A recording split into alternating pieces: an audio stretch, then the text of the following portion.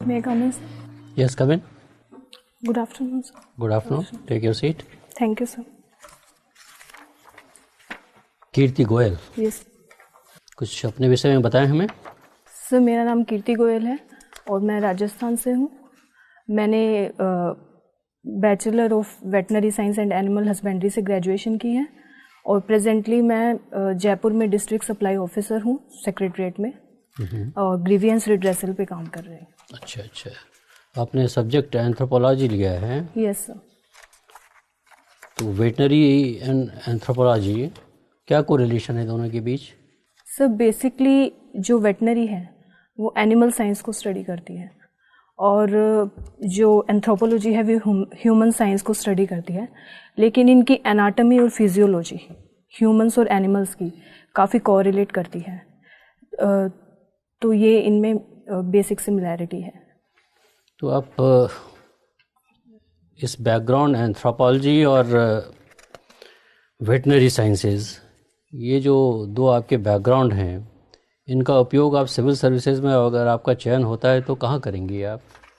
Sir, civil services में हमारा जो वर्किंग एरिया होता है काफ़ी डाइवर्सिफाइड होता है, तो हम इसको एज एन एडमिनिस्ट्रेटर मैं एनिमल लाइफ स्टॉक सेक्टर को इम्प्रूव करने में, मिल्क प्रोडक्शन बढ़ाने में, कैसे मैं वेटनरी साइंस की नॉलेज को इस सेक्टर के डेवलपमेंट में यूज़ कर सकती हूँ। जो भी मैंने ग्रेजुएशन में वेटनरी साइंस और एनिमल हस्बेंड्री को पढ़ा, कैसे उनका फीडिंग स्टॉक बढ़ा सकती हूँ, कैसे एनिमल्स की हेल्थ में एनिमल्स की जो डिजीज़ प्रॉब्लम है उसको सॉल्व कर सकती हूँ। तो सिर्फ एडमिनिस्ट्रेशन में मैं इसको एनिमल सेक्टर के डेवलपमेंट में, लाइफ स्टॉक सेक्टर के डेवलपमेंट में यूज़ कर सकती हूँ। और इस ज्ञान का उपयोग आप ह्यूमन बीइंग्स के लिए नहीं करेंगी, सिर्फ एनिमल्स के लिए करेंगी? जैसे दूसरे शब्दों में आपको बोलना चाहता हूँ, मान लीजिए आपका चयन हो जाता है और आप राजस्थान की हैं, राजस्थान में ही आप प्रशासनिक सेवा में चली जाती हैं, तो आपने अभी हमें बताया कि एनिमल्स के हेल्थ के लिए आप कंसर्न हैं और देखना चाह रही हैं। मेरा कहना है कि राजस्थान में जो अभी हेल्थ की समस्याएं हैं उससे आप वाकिफ़ होंगी। Yes sir. तो उसमें आपका क्या योगदान होगा? सर, प्रॉपर हेल्थ मैनेजमेंट में कर सकती हूँ और इसके अलावा ह्यूमन डेवलपमेंट में जो लाइफ स्टॉक सेक्टर है वो इकोनॉमिकली, जैसे राजस्थान डेजर्ट एरिया है और वहाँ की जो इकोनॉमी है काफ़ी हद तक लाइफ स्टॉक सेक्टर पे डेवलप करती है, डिपेंड करती है। तो ह्यूमन का इकोनॉमिक ग्रोथ कैसे हो सकती है लाइफ स्टॉक सेक्टर की हेल्प से, जैसे कि डेयरी इंडस्ट्री को डेवलप करके या फिर मीट इंडस्ट्री, वूल इंडस्ट्री, इन सब को डेवलप करके जो राजस्थान की इकोनॉमी को कैसे प्रमोट किया जा सकता है, जो इनडायरेक्टली ह्यूमन ग्रोथ से रिलेटेड है। तो चलिए, राजस्थान की महिलाओं के स्वास्थ्य के बारे में क्या बताना चाहेंगी हमें आप? सर, राजस्थान में वुमेन हेल्थ के कुछ इश्यूज़ हैं जिन पे राजस्थान गवर्नमेंट ने काफ़ी काम भी किया और काफ़ी इम्प्रूवमेंट भी देखने को मिला है। जैसे कि जो मैटरनल मोर्टिलिटी रेट है वो पहले काफ़ी हाई थी, अब इंस्टीट्यूशनल डिलीवरीज की का काफ़ी प्रमोशन हुआ है। राजस्थान की जननी सुरक्षा योजना, जननी शिशु सुरक्षा योजना, जिसकी वजह से मैटरनल मोर्टिलिटी रेट काफ़ी डिक्लाइन हुई है और इसके अलावा इन्फेंट मोर्टिलिटी रेट में भी काफ़ी सुधार आया है। इसके अलावा जो वुमेन की हेल्थ प्रॉब्लम है वो न्यूट्रिशन से रिलेटेड है, प्रॉपर न्यूट्रिशन नहीं मिलता, ये मेन जो दो समस्या है। और तीसरी जो वुमेन हेल्थ या एक सोशल इशू है, जो फीमेल इन्फेंटिसाइड्स, राजस्थान में वो भी काफ़ी प्रिवेलेंट है। तो ये मेनली 3 इश्यूज़ हैं। अच्छा, ये बताएं, प्रायः समझा जाता है कि हमारे यहाँ हेल्थ केयर बहुत ही महंगा हुआ है। अगर आप बीमार पड़ना अफोर्ड नहीं कर सकती हैं, आप बीमार अगर पड़ गई इस अपने देश में, तो आपको हेल्थ केयर के नाम पे बहुत पैसा खर्च करना पड़ता है।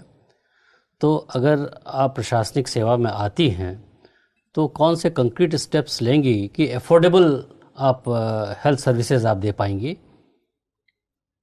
सर, बेसिकली 3 स्टेप्स लूँगी मैं हेल्थ सिस्टम को प्रमोट करने के लिए, ताकि हम उसको अफोर्डेबल बना सकें।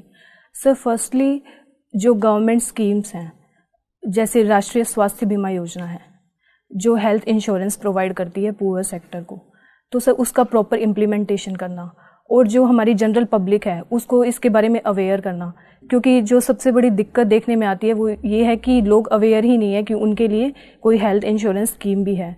तो मैं एज ए एडमिनिस्ट्रेटर इस स्कीम को प्रमोट करूँगी ताकि लोग हेल्थ इंश्योरेंस ले, जिससे उनका जो आउट ऑफ पॉकेट एक्सपेंडिचर है कम हो सके।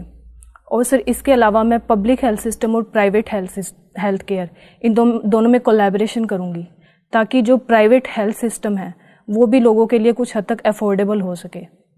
और सर थर्ड मेन जो समस्या देखने को आती है सामने वो डॉक्टर्स की अवेलेबिलिटी नहीं होना, प्रॉपर हेल्थ इंफ्रास्ट्रक्चर नहीं होना।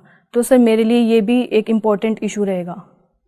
ये भारत सरकार ने अभी हाल फिलहाल में एक बड़ा ही साहसिक कदम उठाया है हेल्थ सेक्टर में, पता होगा आपको। Yes sir. तो आपका क्या विचार है, ये जो कदम भारत सरकार ने उठाया है ये प्रशंसनीय है, और दूसरा ये क्या कदम इम्प्लीमेंटेबल है? सर ये कदम प्रशंसनीय है क्योंकि ये हेल्थ इंश्योरेंस प्रोवाइड कराता है 5 करोड़ फैमिलीज़ को। और सर इसके इम्प्लीमेंटेशन के लिए ये स्कीम है क्या ये? Sir Ayushman Bharat scheme. हाँ, क्या है स्कीम के बारे में कुछ बताएंगे हमें? आपने कहा ना 5 करोड़ जनता को कवर करते हैं, इस सिटीजन्स को। स्कीम के फीचर्स क्या हैं? कुछ इंश्योरेंस की बात है इसमें कुछ? यस सर, हेल्थ इंश्योरेंस की बात है। जो एक मिनिमम प्रीमियम जो पुअर फैमिलीज़ हैं उनको भरना पड़ेगा, ऑलमोस्ट 1000 रुपीज़ एनुअल है सर। डाटा मैं श्योर नहीं हूँ थोड़ा। और सर इसमें सॉरी सर मेरे को इसके प्रोविज़न याद कोई बात नहीं। कीर्ति, आप तो डिस्ट्रिक्ट सप्लाई अफसर है ना? Yes sir. सप्लाई में आधार की क्या भूमिका है? सर आधार कार्ड ने डिस्ट्रिक्ट सिविल सप्लाई में काफ़ी इम्पोर्टेंट रोल प्ले किया है। सर इनिशियली जो इंक्लूज़न और एक्सक्लूज़न एरर्स थे कि जो बेनिफिशियरी की प्रॉपर टारगेटिंग नहीं हो पाती थी, जो पुअर थे वो इंक्लूड नहीं हो पाते थे और जो फेक बेनिफिशरीज थे वो इंक्लूड हो जाते थे, तो आधार ने उसको ख़त्म किया है। और सर इसके अलावा जो इशू था बोगस राशन कार्ड या जो फेक बेनिफिशरीज आ जाते थे, आधार ने उनको भी आइडेंटिफाई किया है। और सर इसने एक ऐसा प्लेटफॉर्म प्रोवाइड किया है कि जिससे पब्लिक डिलीवरी सिस्टम एफिशिएंट हो सके और लोगों को राशन या अदर सिविल सप्लाईज हैं जैसे चीनी, केरोसिन, उनकी प्रॉपर डिलीवरी हो सके। अच्छा, जो बातें आपने बताई, क्या आधार के बिना ये सब संभव नहीं है? सर आधार के बिना सर जो इश्यूज थे, जैसे लीकेजेस हो रही थी, डाइवर्जन हो रहा था सप्लाईज का, और इसके अलावा सर होर्डिंग और ये मतलब राशन डीलर्स की जो अकाउंटेबिलिटी थी या जो एडमिनिस्ट्रेशन की अकाउंटेबिलिटी थी वो हम प्रॉपरली इंश्योर नहीं कर पा रहे थे। लेकिन अब ट्रांसपेरेंट मैनर में हम food and civil supplies ensure कर पा रहे हैं आधार के इंट्रोडक्शन से। यानी आपके ओपिनियन में आधार जरूरी है? जी सर। चलिए, आपने तो एंथ्रोपोलॉजी पढ़ा हुआ है ना? समाज सोशियोलॉजी और एंथ्रोपोलॉजी दोनों में क्या अंतर है? सर सोशियोलॉजी है जो मॉडर्न ह्यूमन सोसाइटीज़ को स्टडी करती है, जबकि एंथ्रोपोलॉजी प्रिमिटिव और मॉडर्न ह्यूमन सोसाइटीज़ दोनों को स्टडी करती है। एंथ्रो का अर्थ क्या होता है? सर एंथ्रो का अर्थ है ह्यूमन साइंस, मानव विज्ञान। मानव विज्ञान। आर्कियोलॉजिकल एंथ्रोपोलॉजी क्या है ये? सर आर्कियोलॉजिकल एंथ्रोपोलॉजी स्टडी करती है जो ह्यूमन रिमेन्स या मटेरियल रिमेन्स जो हमें एक्सकेवेशन से मिलते हैं, जिसके थ्रू हम प्रिमिटिव सोसाइटीज़ को स्टडी करते हैं। फॉर एग्जांपल, अगर हड़प्पा के रिमेन्स मिल रहे हैं तो हम उनकी सोसाइटीज़ को स्टडी करते हैं कि कैसा उनका रहन सहन था, कैसा उनका खान पान था, क्या उनका कल्चर था। तो ये सब स्टडी करने में हेल्प करती है आर्कियोलॉजिकल एंथ्रोपोलॉजी। तो इतिहास वाले भी तो यही काम करते हैं, तो इतिहास और आप में क्या अंतर है? अच्छा, चलिए कोई बात नहीं, आप मुझे दूसरे ये कल्चरल एवोल्यूशन सुना है आपने? Culture evolution? हाँ। Yes sir. क्या है ये? सर ये कल्चर का एवोल्यूशन शो करता है कि कैसे सोसाइटीज़ डेवलप हुई। फॉर एग्जांपल अगर हम देखें कि जो मैरिज का सोशल सिस्टम है वो कैसे डेवलप हुआ, जैसे पहले प्रोमिस्क्यूसिटी थी। नहीं, आप अपने मैं तो सीधे आपके सिलेबस से ही क्वेश्चन पूछ रहा हूँ। जी सर। वहाँ कल्चर एवोल्यूशन में हाँ जी प्री हिस्टोरिक कल्चर के बारे में बात की गई है। आप तो सीधे मॉडर्न पर आ गई, प्री हिस्टोरिक कल्चर के बारे में। जी तो सर। प्री हिस्टोरिक कल्चर का अर्थ क्या हुआ? सर प्री हिस्टोरिक कल्चर है जो आदि मानव थे, सर उनका क्या कल्चर था। जैसे कि हम पढ़ते हैं कि इनिशियली जो था वो कम्युनिटी या एसोसिएशन की भावना नहीं थी।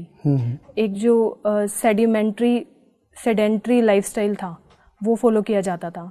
फिर धीरे धीरे कैसे कम्युनिटी एसोसिएशन शुरू हो गया। डिफरेंट एजेस हैं, अलग अलग काल हैं। Yes sir. जैसे पूरा पाषाण काल है, इस तरह कुछ पता है आपको? क्रमानुसार मुझे बताएंगे कौन कौन थे? Yes sir. Sir lower paleolithic period था, फिर मिडल पेलियोलिथिक पीरियड आया, उसके बाद अपर पेलियोलिथिक पीरियड आया सर, फिर हड़प्पा इंडस सिविलाइजेशन आई। मेसोलिथिक छोड़ देंगे हम, मेसोलिथिक पीरियड। Sorry sir. चलिए कोई बात नहीं, इसको छोड़ते हैं। ब्राइड प्राइस तथा डॉरी, क्या अंतर है दोनों में? सर ब्राइड प्राइस जो था, जो ट्राइबल सोसाइटीज़ थी उसमें प्रिविलेंट था, जो कि वुमेन की एक फैमिली में इम्पोर्टेंस को शो करता था कि वुमेन एक फैमिली का एसेंशियल पार्ट है, और जब उसकी मैरिज होती है तो जो लड़के वाले होते हैं वो लड़की की फैमिली को कुछ प्राइज देते हैं, क्योंकि जो वुमेन है उनके इकोनॉमिक लड़के के फैमिली को देते हैं या लड़के का फैमिली लड़की की फैमिली को देता है? लड़के की फैमिली लड़की की फैमिली को देती है। लड़की की फैमिली को देते हैं।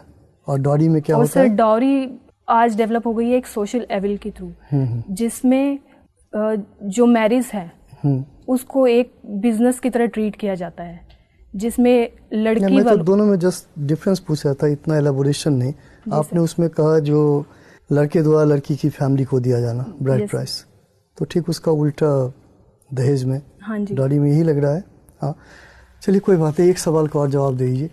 मेलिनोस्की और रेडक्लिफ ब्राउन, क्या अंतर है दोनों में?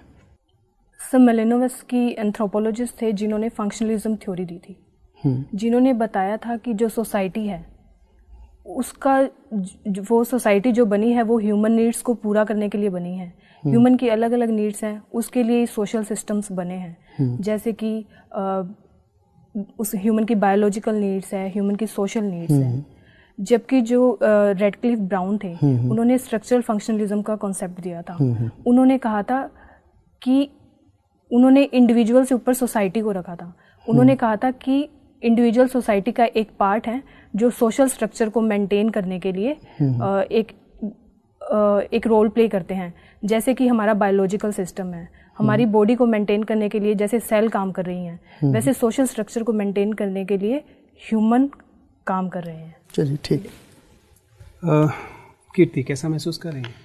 सर एक्चुअली मेरी तबीयत ख़राब है आज। कोई बात नहीं। मैं आपका ना इस डिटेल एप्लीकेशन फॉर्म को देखकर समझने की चेष्टा कर रहा था। मुझे दो छोटी छोटी जानकारियाँ दीजिए। पहले तो आपका मीडियम ऑफ इंटरव्यू जो है वह आपने हिंदी क्यों चुना है, जब आप अंग्रेजी में परीक्षा देती रही हैं और आपने तो एक सेंस में मेडिकल साइंस और ये सब भी पढ़ा हुआ है, तो जाहिर है अंग्रेजी में ही पढ़ा होगा। Yes sir. सर मैं इंग्लिश उतना प्रॉपरली बोल नहीं पाती, मैं लिख लेती हूँ बट। आप लिख लेती हैं, आप पढ़ लेती हैं और आप बोल नहीं पाती, पर बोल नहीं पाती। चलिए क्या एंथ्रोपोलॉजिस्ट की तरह इस बात की जरा विवेचना कीजिए कि ऐसा क्यों? नहीं, इसी तरह से मैं देख रहा हूँ कि आप फिलहाल राजस्थान में हैं, आप पूरी तरह से राजस्थान की निवासी हैं, फिर आपके परीक्षा के लिए आपका केंद्र चंडीगढ़ कैसे हुआ? सर चंडीगढ़ में कोई पेपर लीक कराने की व्यवस्था थी? No sir. जी सर जो राजस्थान का जो सेंटर है जयपुर, वो एग्जॉस्ट हो गया था, तो फिर सेकंड प्रेफरेंस मैंने चंडीगढ़ भर दी थी। आपको सेकंड प्रेफरेंस मिला है, आपको फर्स्ट प्रेफरेंस मिला ही नहीं? सर वो ब्लॉक हो जाता है सेंटर अगर वहाँ पे सीट खत्म हो जाए। सेकंड आपने फिर चंडीगढ़, वहाँ से सीधा चंडीगढ़ क्यों चुना? उसके रास्ते में तो बहुत सारी चीज़ें आई होंगी। सर चंडीगढ़ मेरे फ्रेंड्स का भी सेंटर था, तो इसलिए मैंने भरा। चलिए खैर, मैं आपको ध्यान से सुनने की कोशिश कर रहा था। मुझे बताइए कि मनुष्य का जब विकास हुआ और इस विकास की प्रक्रिया में कम से कम दो महत्वपूर्ण चरण उसके आते हैं। एक तो वो जब वो इरेक्टस होता है, जब वो दो पैरों पे चलना शुरू करता है, और दूसरा उसके मस्तिष्क का आकार, खोपड़ी का आकार, स्कल का साइज बढ़ता है। इन दोनों ने सबजुगेशन ऑफ वेमेन में, स्त्रियों के मातहतीकरण में क्या भूमिका अदा? इट इज़ जनरली सेड कि अगर ये दो घटनाएं नहीं होती, मनुष्य उसी कपि मानव स्थिति में होता जिसमें वो चार पैरों पर चल रहा होता और उसकी स्कल साइज इतना नहीं बड़ा होता जैसे कि चिंपैंजी के केस में और एंगूटेन के